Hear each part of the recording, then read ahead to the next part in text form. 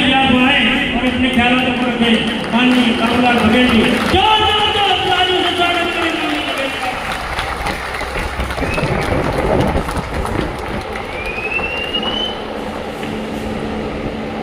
धन्यवाद मंच संचालन के साथी का।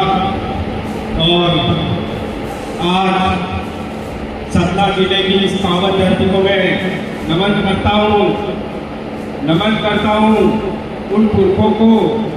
और आज हमारे महामानव भगवान बिरसा मुंडा क्रांति सूर्य धरती आबा, जिनका 126वां साधक दिवस के उपलक्ष्य में आप सभी सम्मान्यगण सतना, रीवा, सीधी, शहडोल अलग अलग जिलों से और अलग अलग क्षेत्र से आए हुए मातृशक्ति, युवा शक्ति और वरिष्ठ जन एवं सभी सम्मान्य साथियों का मैं जोहार जिंदाबाद करता हूँ।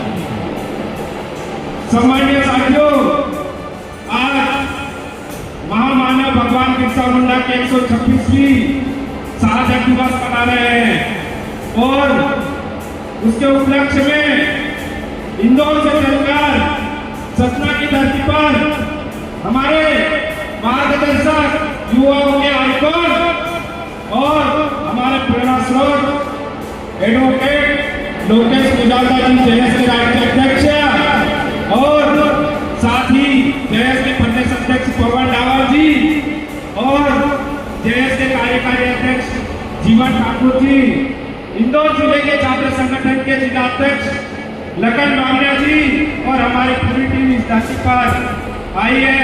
आपको हमारे विचारों को, हमारे भगवान बिरसा मुंडा के विचारों को यहाँ पर सुनाने के लिए आए हैं। और हमारे युवा नेता रवि कुमार कौल जी, उन्होंने हमसे निवेदन किया है कि आपको सतना की धरती पर आना पड़ेगा। उनके बुलावे पर हम लोग लगभग 800 किलोमीटर दूर से चलकर आए हैं और रात भर का सफर करके सुबह यहाँ पर पहुंचे हैं। तब भी युवा नेता रवि कुमार कौल जी हमारे लिए जगे हुए हैं। ऐसे संघर्षशील साथियों की जरूरत है हमारे समाज में।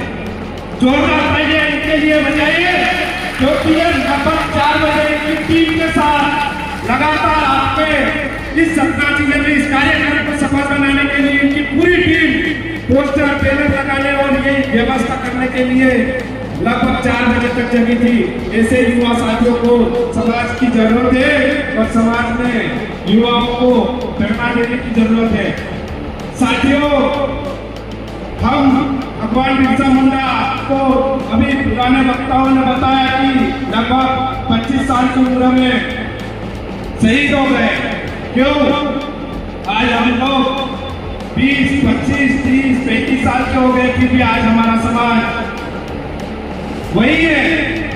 लेकिन हमारे भगवान बिरसा मुंडा ने मात्र 25 साल की उम्र में उन अंग्रेजों के चक्के छुड़ाए, उन साहूकारों के चक्के छुड़ाए।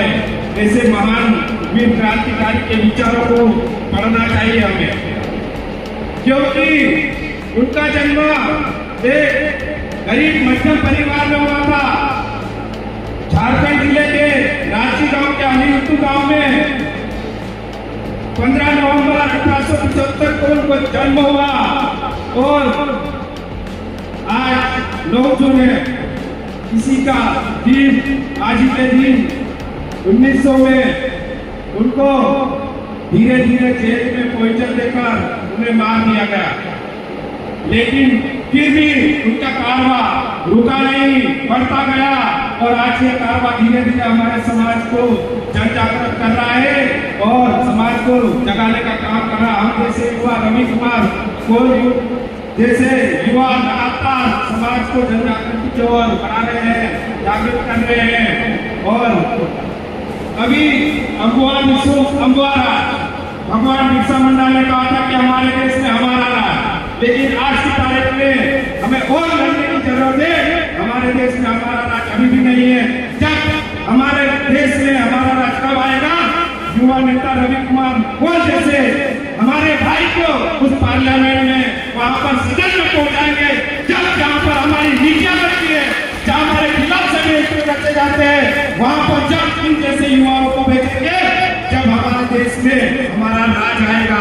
इसलिए हमें उनका हाथ मजबूत करना है। अगर इनका हाथ मजबूत होगा तो हमारा समाज मजबूत होगा। अगर हमारा समाज मजबूत होगा तो हम मजबूत और विकसित भारत देश की नींव बनेंगे। तो इसलिए इन जैसे युवाओं को आगे बढ़ाने की जरूरत है और इसके साथ ही साथ हमें शिक्षा पे ज्यादा ध्यान देना चाहिए।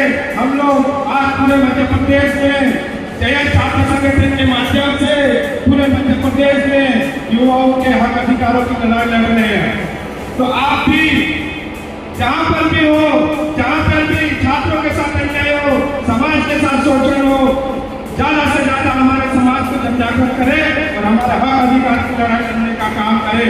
क्योंकि आज हम लोग नहीं लड़ेंगे तो आने वाली जो छोटे हमारे बाल बच्चे हैं, पीढ़ी है, उनका शोषण ऐसे ही चलता रहेगा। क्योंकि सत्ता में वो गद्दार जो नेता हमारे लोग गए हुए हैं वो हमारे समाज के लिए गूंगे बनकर बैठे हुए हैं। जब भी नीतियां बनती है, जब भी नियम कानून बनते हैं तो गूंगे बेरे बनकर बैठ जाते हैं।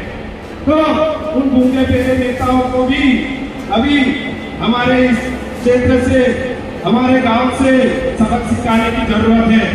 क्योंकि जब तक हम जैसे पढ़े लिखे युवा जागरूक होकर अनपढ़ नेताओं को सबक नहीं सिखाएंगे तब तक हमारे समाज का ऐसा ही शोषण होता रहेगा। जल जंगल जमीन को ऐसे ही हमारे बेचते रहेंगे और चोरा करते रहेंगे। इसलिए हमें सबसे ज्यादा हमारे बाल बच्चों को, हमारे छोटे भाई बहन को शिक्षा जरूर दे। शिक्षा ही, वो बाबा साहब ने कहा था कि शिक्षा ही वो सेवनी का दूध है जो पिएगा वो दौड़ेगा। तो इसलिए शिक्षा सबसे जरूरी है। अभी मैं जब बाहर रहा था तो बाहर जो मूर्ति लगी हुई है महात्मा ज्योतिबा फुले और सावित्रीबाई फुले की, उन्होंने शिक्षा की क्रांति जगाई। उन्होंने पहली स्कूल चालू की थी। ऐसे महापुरुष है जो हमारे समाज में, इसलिए उनके विचारों को आत्मसात करके हमें भी हमारे आने वाली पीढ़ी को आगे बढ़ाना होगा, तभी हमारा समाज मजबूत होगा। इसलिए हमें शिक्षा पर ज्यादा फोकस करना चाहिए। और अभी आपने हाल ही में देखा होगा मध्य प्रदेश में MPSC जो परीक्षा आयोजित करा रही है, जो कि लगभग 2 दिन पहले की घटना है। दूसरी शिफ्ट में वन रक्षक और जेल परिधि की एग्जाम चल रही थी। उसी फर्स्ट शिफ्ट होने के बाद दूसरी शिफ्ट में पेपर रद्द कर दिया जाता है। क्यों भाई? लगभग 800,000 किलोमीटर दूर से सेंटर पर पहुंचता है। मेरे पास सतना से एक फोन आया था, एक सीधी से फोन गया कि भैया हमारा पेपर रद्द कर दिया गया है। हम लोग 4,000 रुपये खर्च करके आए, हम रात दिन मेहनत करें और लास्ट में हमारा पेपर रद्द कर दिया गया।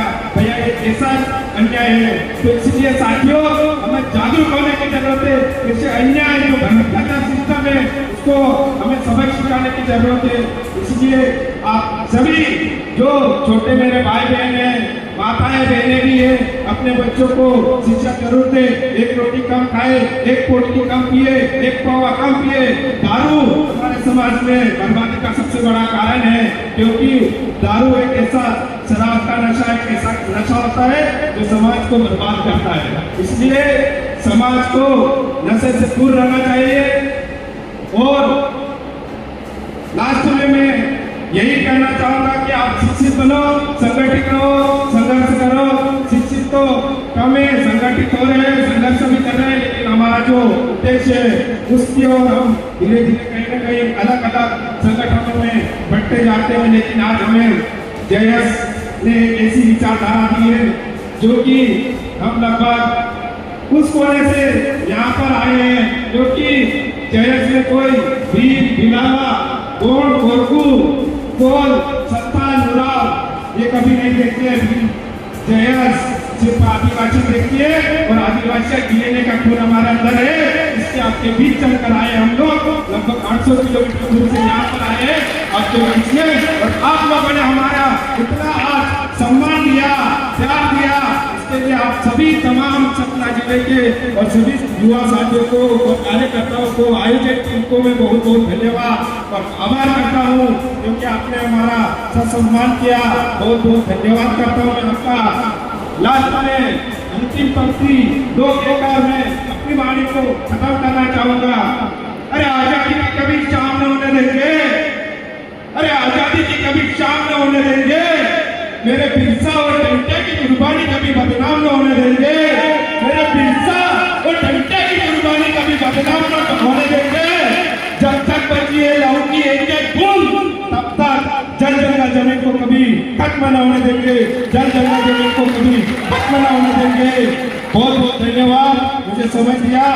और अभी हम लोग बोलते हैं कि उलगुलान यानी विद्रोह का समझ भी आएगा, लेकिन हमें पहले एकजुट होना पड़ेगा, हमें रवि भैया का हाथ मजबूत करना पड़ेगा।